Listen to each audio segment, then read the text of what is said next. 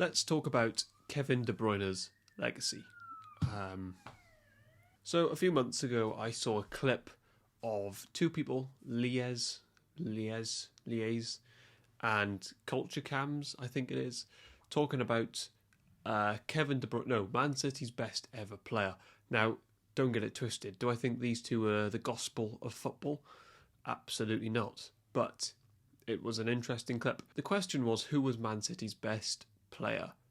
Who is Man City's best player of all time? And they both agreed David Silva. Now, David Silva is easily my favourite Man City player of all time. He's easily one of my favourite players of all time. But the answer is just so obviously Kevin De Bruyne. What I find interesting is all of Man City's best players ever, so Silva, Aguero, Torre, Company, De Bruyne, they have all played together in the same era. And the player who stood out by far, and the most important player, was always Kevin De Bruyne. And I think with Kevin De Bruyne, when he retires, he will get the respect he deserves. He will be in the conversations. He just has to retire because he has everything. He has the quality and the accolades as well. The guy has 6 Premier Leagues, 2 FA Cups, 5 League Cups, 1 Champions League, and that Champions League was involved in a treble. That is massive. A Premier League treble is more impressive than any other treble. Only one other team have done that, of course, Man United in '99. So for him to do that is massive for his legacy.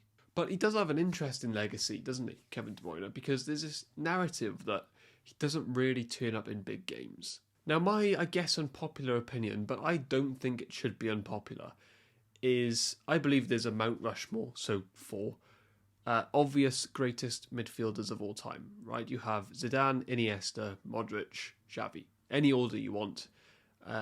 I believe Kevin De Bruyne, I think that goes to a 5 when De Bruyne retires. I think it already is there, but when he retires, that turns into a 5 for me. What people won't like is the fact that I think you could argue Kevin De Bruyne is better than all of them. I don't think you could say all of those players are 100% better footballers than Kevin De Bruyne. Now, let's look at an interesting point in Kevin De Bruyne's legacy and career. And one of the narratives is that he doesn't turn up in big games. But he does. That's the thing. Because against the top 6 in the Premier League, he's unbelievable. The most iconic team ever in football, Real Madrid, Kevin De Bruyne has played amazing games against them. There was a game a couple years ago, he had to do a fill-in role as a striker at the Bernabeu. I think Jesus was on the left, Kevin De Bruyne was up front, and the performance was just so good. I mean, truly led the line against the biggest team in the world. He's also scored screamers at the Bernabeu. There was one, I mean, the power shot he scored there a couple of years ago was a joke. His performances against Liverpool, the biggest title contenders in recent years, he's performed every single time against them. Arsenal, 2 seasons ago, in both games was crucial. If Man City had lost any of those games, they would have lost the league. Kevin De Bruyne turned up in both of them and scored screamers, by the way, in both. Not just that, if Kevin De Bruyne doesn't come back against Newcastle last year, I think Arsenal win that Premier League. That game was so crucial for Man City when Kevin De Bruyne came back off an injury and just with ease destroyed Newcastle. That pass to Oscar Bob and the goal he scored was just class. I mean, for me, Arsenal have 2 Premier Leagues if Kevin De Bruyne is not a Man City player. But the reason I think his legacy as a midfielder is a little bit shafted is because he's a bit of a hybrid, right? And I give this example where I think Gary Neville and Jamie Carragher were doing a Man City versus Man United 99 comparison. And instead of comparing De Bruyne versus Scholes and Keane, which he's better than both, by the way, by a mile, they compared him against York and Cole, the 2 strikers. So it was Haaland and De Bruyne, the 2 City strikers, and then York and Cole, the Man United strikers. Kevin De Bruyne's a midfielder, but he's so forward-minded, attacking-minded as well, that I think when people discuss midfielders, that's why they don't put him as one of the best of all time. when he is. This is just a little point, right? That Stoke game in 2017-18 was the best midfielder performance of all time. I do think so. Now, I know what you'll say. It was Stoke, right? And I get it. Zidane versus Brazil was outstanding, and that's against Brazil. Xavi and Iniesta versus Man United, right? I get it. Better opposition. Incredible opposition.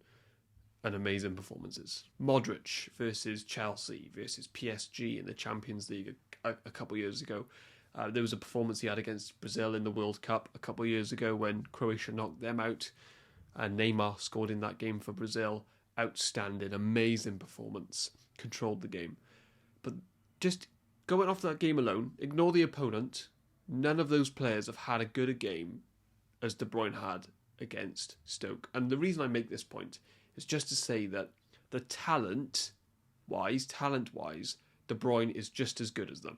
If I just look at what Kevin De Bruyne has done at St James's Park alone, it's ridiculous, right? So obviously we had that comeback last year where he comes on, scores, and then plays an amazing ball to Oscar Bob, gets an assist, right? Wins Man City the game.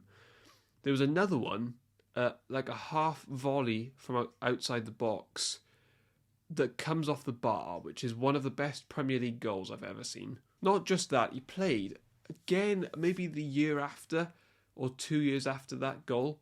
He played one of the best passes, again, I've ever seen in my life, to Bernardo Silva. I mean, genuinely, it was outstanding. And that's at St James's Park alone. He scored one of the best goals I've ever seen, one of the best assists I've ever seen, and also just came on and destroyed them. Not just that, if we look at the Emirates, what he's done there, some of the goals he has scored there, this guy has just destroyed entire stadiums. And he won a treble. So he's got the talent, he's got the performances, and the guy has won a treble. This guy will go down as one of the best midfielders of all time. And he's in the conversation for GOAT midfielder. He just has to retire. Look at that Tottenham Champions League game, right? People will say he has won Champions League, right? He got knocked out by Spurs. He was unbelievable in that game at the Etihad when they beat us 4-3, right? He was so good in that game. For him to be on the losing side that night was so harsh. The Sterling miss versus Lyon. If Sterling scores that, do Man City win the Champions League? Probably. Look, there is a criticism when it comes to the Belgium stuff because he hasn't really turned up for Belgium, to be honest. All I can remember, the only highlights I have as Kevin De Bruyne in a Belgium shirt is that goal versus Brazil. Now, excellent goal, but for a player that good, that shouldn't really be one of the only things I can remember from him in a Belgium shirt. In a very good team, by the way. But as a player, and accolades actually, Kevin De Bruyne can talk to the greatest midfielders of all time.